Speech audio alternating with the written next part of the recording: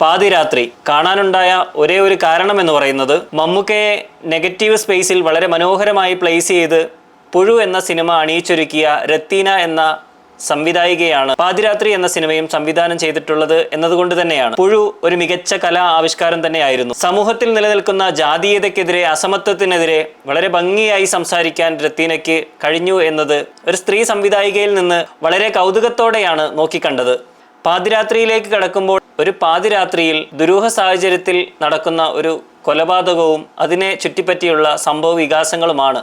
പലപ്പോഴും എൻഗേജിംഗ് ആയി സിനിമ കാണാൻ നമുക്ക് കഴിയുന്നുണ്ടെങ്കിലും പലപ്പോഴും ചരട് വിട്ട പട്ടം പോലെയും ആവുന്നുണ്ട്. എന്ന് പറഞ്ഞാൽ അവസാന ഭാഗത്തേക്ക് വെച്ച ചില ത്രില്ലിംഗ് എലമെന്റുകളിലേക്ക് എത്തിച്ചേരാൻ ഒരു സീരിയലിൽ എന്ന പോലെ കഥാപാത്രങ്ങളും അവരുടെ സംഭാഷണങ്ങളും ഒക്കെ ലാഗ് ചെയ്യുന്നതായി അനുഭവപ്പെടുന്നുണ്ട്. പെർഫോമൻസ് നോക്കിയാൽ സൗബിൻ ഷാഹിറും നവ്യ നായരും ഒക്കെ ഗംഭീരമായി ചെയ്തു എന്ന് തന്നെ പറയാം. ലവീഴ പൂഞ്ചിറയിലേതുപോലെ പൊട്ടിത്തെറിക്കുന്നില്ലെങ്കിലും സൗബിൻ ഷാഹിർ പലപ്പോഴും ആ ഒരു കഥാപാത്രത്തെ അനുസ്മരിപ്പിക്കുന്നുണ്ട്. നവ്യ നായരാവട്ടെ ഒരു ഭാര്യ എന്ന അർത്ഥത്തിലും ഒരു പ്രൊബേഷനിലുള്ള SI എന്ന അർത്ഥത്തിലും വളരെ ഗംഭീരമായി തന്നെ തൻ്റെ കഥാപാത്രത്തെ പരുവപ്പെടുത്തിയിട്ടുണ്ട്.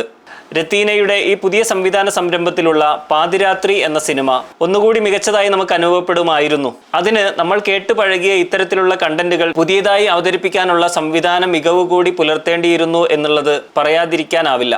തിരക്കഥയൊരുക്കിയിരിക്കുന്നത് ഷാജി മാറാട്, എഡിറ്റിംഗ് നിർവഹിച്ചിരിക്കുന്നത് ശ്രീജിത്ത് സാരംഗ്, DOP ഒരുക്കിയിരിക്കുന്നത് ഷഹനാദ് ജലാലാണ്. സുന്ദരമായ കാഴ്ചകൾ പകർത്താൻ കഴിയുമായിരുന്ന പല സ്ഥലങ്ങളിലും ഒരു ഷോർട്ട് ഫിലിമിന്റെ നിലവാരത്തിൽ ഫ്രെയിമുകൾ ഏച്ചുകൂട്ടിയതായി കാണാം. ഒരു ഉദാഹരണത്തിന് മാത്രം പറഞ്ഞാൽ സണ്ണി വൈൻ അവതരിപ്പിക്കുന്ന അൻസാർ എന്ന കഥാപാത്രം തന്റെ കാമുകിയുമായി ഒരു കോറയിലൂടെ നടന്നു വരുന്ന സ്ഥലത്ത് അദ്ദേഹം ആ ഡേലൈറ്റിൽ ഉപയോഗിക്കുന്ന ഷർട്ടും ആ ഷർട്ട് ആകെ ബ്ലീച്ചായി ഒക്കെ കാണുന്നത് വളരെ കാഴ്ചയ്ക്ക് അലോസരമുണ്ടാക്കുന്നത് തന്നെയാണ്. അവിടെയൊക്കെ പ്രണയാർദ്രമായി ഏറ്റവും മനോഹരമായി ചിത്രീകരിക്കാൻ കഴിയുമായിരുന്നു എന്നുള്ളത് തന്നെയാണ് എൻ്റെ അഭിപ്രായം. ഇതിന്റെ സംഗീത സംവിധാനം ഒരുക്കിയിരിക്കുന്നത് ജെയ്ക്സ് ബിജോയി ആണ്. ആ ഭാഗം തുടക്കം മുതലേ വളരെ ഗംഭീരവുമാണ്. മസ്റ്റ് വാച്ച് അല്ലാത്ത, എന്നാൽ കയറി കാണാൻ തുടങ്ങിയാൽ അല്പമൊക്കെ ലാഗ് ചെയ്യുന്നത് ക്ഷമിക്കാൻ നമുക്ക് കഴിഞ്ഞാൽ നല്ല ത്രില്ലിംഗ് എലമെന്റ്സുകളോടുകൂടി തന്നെ കണ്ടിറങ്ങാവുന്ന ഒരു സിനിമയാണ് പാതിരാത്രി. പുഴു എന്ന സിനിമയിൽ കാണിച്ച കയ്യൊതുക്കവും സംവിധായികയുടെ കയ്യൊപ്പും പക്ഷെ പാതിരാത്രിയിൽ എത്തുമ്പോൾ ആ സ്ക്രിപ്റ്റിൻ്റെ കെട്ടുറപ്പ് ഭദ്രമല്ലാത്തതിനാൽ തന്നെ പ്രേക്ഷകന് അല്പമൊക്കെ ബുദ്ധിമുട്ടുണ്ടാക്കുന്നുണ്ട്. എന്ന് പറഞ്ഞാൽ പാതിരാത്രിയെ പോലുള്ള ഒരു സിനിമയുടെ മേക്കിംഗ് സ്റ്റൈല് നമ്മൾ കണ്ടു ശീലിച്ച പോലീസ് സ്റ്റോറികളിൽ നിന്ന് വീണ്ടും പുറകോട്ട് കൊണ്ടുപോകുന്നു എന്നൊരു രീതിയാണുള്ളത്. എന്ന് പറഞ്ഞാൽ എല്ലാവർക്കും ഒരേ രീതിയിൽ കണക്റ്റ് ആവണം എന്നില്ല.